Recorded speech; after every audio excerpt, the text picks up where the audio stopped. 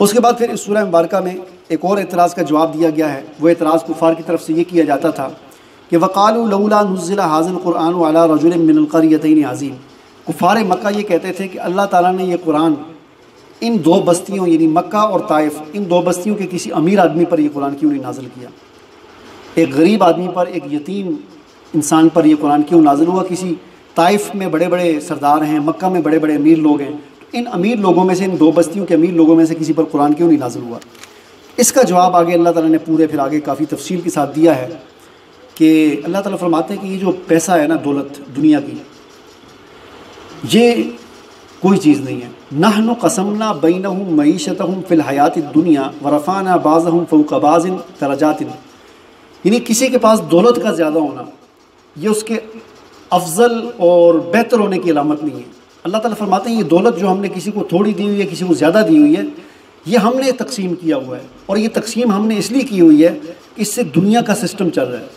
کیونکہ اگر سارے لوگ امیر ہو جائیں، سب کے پاس برابر پیسہ آ جائے، سب کروڑ پتی ہو جائیں، تو دنیا کا سسٹم نہیں چل سکتا، پھر دنیا جو ہے نا وہ خراب ہو جائے، درم برم ہو جائے گا نظام۔ یہ کسی کو اللہ نے امیر بنایا، کسی کو غریب بنایا، تو اس سے دنیا کا سسٹم چل رہا ہے کہ غریب جو ہے کام کرتا ہے، امیر اس کو پیسے دیتا ہے۔ سارے امیر ہو جائیں گے، پھر کام کون کرے گا؟ دکانیں ساری بند ہو جائیں گی، پیسہ سب کے پاس ہے، بازار بند ہو جائے گا، سبزی کون لگائے گا؟ پھر لوگ کھائیں گے کہاں سے؟ پیسہ تو کوئی بھی نہیں کھاتا نا۔ تو کوئی غریب ہوگا تو وہ پھر دھوپ میں کام کرے گا، ہل چلائے گا۔ جس کو پاس پیسہ نہیں ہوگا تو وہ پھر جو ہے مشقت کرے گا۔ تو یہ اللہ تعالیٰ فرماتے ہیں کہ دنیا کے سسٹم کو چلانے کے لیے ہم نے ایسا کیا کہ کسی کو پیسہ زیادہ دے دیا، کسی کو تھوڑا دے دیے۔ تو یہ پیسہ کسی کے پاس زیادہ ہونا یہ اس کے کوئی مقام کا یا اس کے رتبے کا زیادہ ہونے کی علامت نہیں ہے۔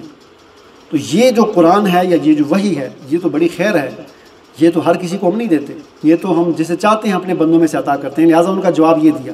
اور آگے پھر ایک اور بات فرمایا کہ لولا ان یکون الناس امۃ واحدہ، اگر اس بات کا خطرہ نہ ہوتا کہ سارے ہی لوگ کافر ہو جائیں گے، تو لجعلنا لمن یکفر بالرحمن لبیوتہم سقفا من فضۃ ومعارج علیہا یظہرون۔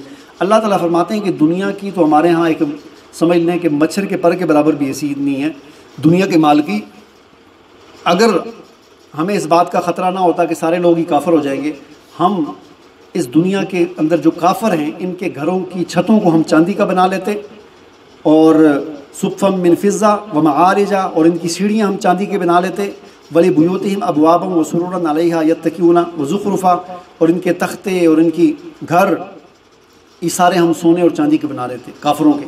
دنیا کے اندر ہر کافر کا گھر بھی سونے کا ہوتا ہے، چاندی کا ہوتی چیزیں ہوتی ہیں، لیکن یہ ہم نے اس لیے نہیں کیا کہ کہیں پھر سارے لوگ کافر ہو جائیں گے، ورنہ ہمارے ہاں یہ سونے چاندی کی کوئی اہمیت نہیں ہے، اس کی کوئی مقام ہی نہیں ہے، کوئی اہمیت ہی نہیں ہے۔